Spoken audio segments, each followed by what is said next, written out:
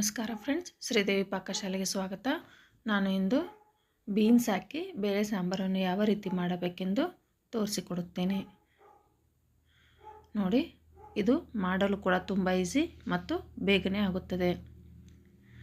ಇದನ್ನು ಚಪಾತಿ, ರೋಟಿ ಮತ್ತು ಬಿಸಿ ಅನ್ನ, ಮುದ್ದೆ ಜೊತೆಗೂ ತುಂಬ ಟೇಸ್ಟಿಯಾಗಿರುತ್ತದೆ. ನೋಡಿ ಫ್ರೆಂಡ್ಸ್, ಅತಿ ಈಸಿಯಾಗಿ ಮತ್ತು ಬೇಗನೆ ಆಗುವ ಬೀನ್ಸ್ ಬೇಳೆ ಸಾಂಬಾರನ್ನು ಯಾವ ರೀತಿ ಮಾಡಬೇಕೆಂದು ತೋರಿಸಿಕೊಡುತ್ತೇನೆ. ಮನೆಯಲ್ಲಿ ಸ್ವಲ್ಪ ಬೀನ್ಸ್ ಇದ್ದರೆ ಸಾಕು, ಈ ರೀತಿ ಬಿಸಿ ಬಿಸಿಯಾದ ಮತ್ತು ಟೇಸ್ಟಿಯಾದ ಸಾಂಬಾರನ್ನು ರೆಡಿ ಮಾಡಿಕೊಳ್ಳಬಹುದು. ಹಾಗಾದರೆ ಬನ್ನಿ, ಈ ಸಾಂಬಾರನ್ನು ಯಾವ ರೀತಿ ಮಾಡಬೇಕೆಂದು ತೋರಿಸಿಕೊಡುತ್ತೇನೆ.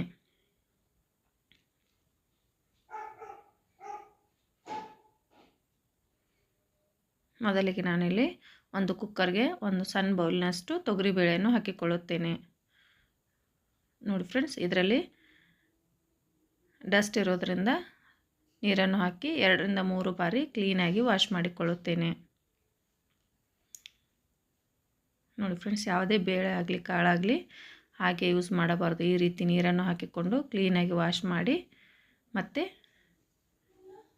ನೀರನ್ನು ಹಾಕಿ ಇದನ್ನು 3 ರಿಂದ 4 ಸೀಟಿಯನ್ನು ಕೂಗಿಸಿಕೊಳ್ಳುತ್ತೇನೆ. ನೋಡಿ, ಈಗ 3 ರಿಂದ 4 ಬಾರಿ ಬೇಳೆಯನ್ನು ವಾಶ್ ಮಾಡಿಕೊಂಡು ಅದಕ್ಕೆ ಕುಡಿಯುವ ನೀರನ್ನು ಸೇರಿಸಿ ಅದಕ್ಕೆ ಒಂದು ಈರುಳ್ಳಿ ಮತ್ತು ಸ್ವಲ್ಪ ಬೀನ್ಸನ್ನು ಈ ರೀತಿಯಾಗಿ ಕಟ್ ಮಾಡಿಕೊಂಡಿರುತ್ತೇನೆ. ನಂತರ ಅದಕ್ಕೆ ಒಂದು ಟೊಮೆಟೊವನ್ನು ಕೂಡ ಸೇರಿಸಿಕೊಳ್ಳುತ್ತೇನೆ. ಈರುಳ್ಳಿ ಬೇಡವಾದರೆ ನೀವು ಸ್ಕಿಪ್ ಮಾಡಿಕೊಳ್ಳಬಹುದು. ಈರುಳ್ಳಿ ಇಲ್ಲದೆ ಹಾಗೆಯೂ ಕೂಡ ಮಾಡಿದರೆ ತುಂಬ ಟೇಸ್ಟಿಯಾಗಿ ಬರುತ್ತದೆ. ನಂತರ ಸ್ವಲ್ಪ ಅರಿಶಿನ ಮತ್ತು ಅಡುಗೆ ಎಣ್ಣೆಯನ್ನು ಇಲ್ಲಿ ಹಾಕಿಕೊಳ್ಳುತ್ತೇನೆ. ನೋಡಿ ಫ್ರೆಂಡ್ಸ್, ಈ ರೀತಿ ಎಲ್ಲ ತರಕಾರಿ ಮತ್ತು ಅರ್ಧ ಲೀಟರ್ನಷ್ಟು ನೀರನ್ನು ಸೇರಿಸಿ 3 ರಿಂದ 4 ವಿಸಿಲನ್ನು ಕೂಗಿಸಿಕೊಳ್ಳಬೇಕು.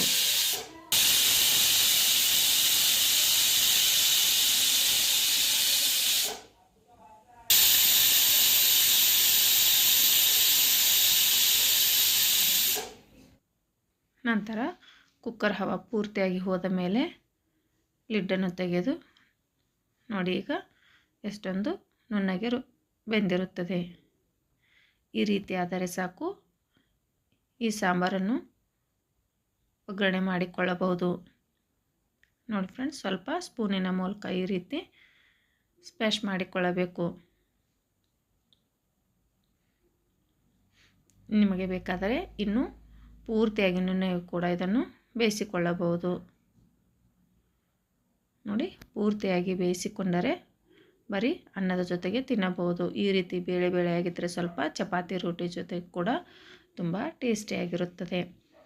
ನಂತರ ಒಲೆಯ ಮೇಲೆ ಒಂದು ಪಾತ್ರೆಯನ್ನಿಟ್ಟು ಅದಕ್ಕೆ ಸ್ವಲ್ಪ ಎಣ್ಣೆಯನ್ನು ಹಾಕಿಕೊಳ್ಳುತ್ತೇನೆ. ಎಣ್ಣೆ ಸ್ವಲ್ಪ ಬಿಸಿಯಾದ ಮೇಲೆ ಜೀರಿಗೆ ಸಾಸಿವೆಯನ್ನು ಹಾಕಿಕೊಂಡು ಅವು ಚಟಪಟ ಅಂದ ಮೇಲೆ ಸ್ವಲ್ಪ ಬೆಳ್ಳುಳ್ಳಿಯನ್ನು ಸೇರಿಸಿಕೊಳ್ಳುತ್ತೇನೆ. ನೋಡಿ, ಈಗ ಬೆಳ್ಳುಳ್ಳಿ ಕಲರ್ ಚೇಂಜ್ ಆಗೋವರೆಗೂ ಇದನ್ನು ಎಣ್ಣೆಯಲ್ಲಿ ಫ್ರೈ ಮಾಡಿಕೊಂಡು ನಂತರ ಇದಕ್ಕೆ ಸ್ವಲ್ಪ ಕರಿಬೇವನ್ನು ಕ್ಲೀನಾಗಿ ವಾಶ್ ಮಾಡಿಕೊಂಡು ಸಣ್ಣ ಸಣ್ಣದಾಗಿ ಕಟ್ ಮಾಡಿಕೊಂಡು ಹಾಕಿಕೊಳ್ಳುತ್ತೇನೆ.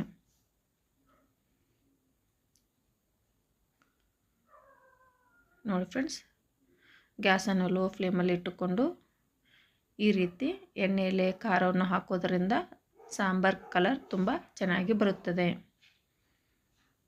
ನಂತರ ಇಲ್ಲಿ ಸ್ವಲ್ಪ ಅರಿಶಿನವನ್ನು ಕೂಡ ಸೇರಿಸಿಕೊಂಡು ರುಚಿಗೆ ತಕ್ಕಷ್ಟು ಉಪ್ಪನ್ನು ಹಾಕಿಕೊಂಡು ಎಲ್ಲವನ್ನು ಎಣ್ಣೆಯಲ್ಲಿ ಚೆನ್ನಾಗಿ ಫ್ರೈ ಮಾಡಿಕೊಳ್ಳುತ್ತೇನೆ. ಜಾಸ್ತಿ ಹೊತ್ತು ಫ್ರೈ ಮಾಡಿದರೆ ಪೂರ್ತಿಯಾಗಿ ಬ್ಲ್ಯಾಕ್ ಆಗುತ್ತದೆ. ಈ ರೀತಿ ಬೇಗನೆ ಬೆಂದಿರುವ ಬೇಳೆಯನ್ನು ಸ್ವಲ್ಪ ಹಾಕಿ ಮಿಕ್ಸ್ ಮಾಡಿಕೊಂಡು ಇದನ್ನು 2 ರಿಂದ 3 ಸೆಕೆಂಡ್ಗಳ ಕಾಲ ಬೇಯಿಸಿಕೊಳ್ಳಬೇಕು. ನಂತರ ಮೊದಲೇ ಬೇಯಿಸಿಟ್ಟುಕೊಂಡಿರುವ ಎಲ್ಲ ಬೇಳೆಯನ್ನು ಕೂಡ ಇದಕ್ಕೆ ಹಾಕಿಕೊಳ್ಳುತ್ತೇನೆ.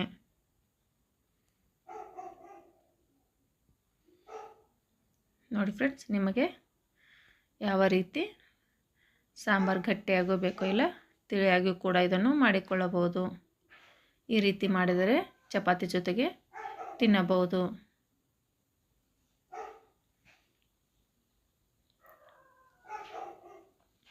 ನಾನಿಲ್ಲಿ ಅನ್ನ ಜೊತೆಗೆ ಮಾಡುವುದರಿಂದ ಸ್ವಲ್ಪ ನೀರನ್ನು ಕೂಡ ಸೇರಿಸಿಕೊಳ್ಳುತ್ತೇನೆ. ನೋಡಿ, ಈಗ ಎಲ್ಲವನ್ನು ಮಿಕ್ಸ್ ಮಾಡಿಕೊಂಡು 2 ರಿಂದ 3 ನಿಮಿಷಗಳ ಕಾಲ ಇದನ್ನು ಕುದಿಯಲು ಬಿಡುತ್ತೇನೆ. ನೋಡಿ ಫ್ರೆಂಡ್ಸ್, ಈ ರೀತಿ ಕೇವಲ 10 ನಿಮಿಷದಲ್ಲಿ ಆಗುವ ಸಾಂಬಾರನ್ನು ನೀವು ಕೂಡ ಒಮ್ಮೆ ಟ್ರೈ ಮಾಡಿ ನೋಡಿ.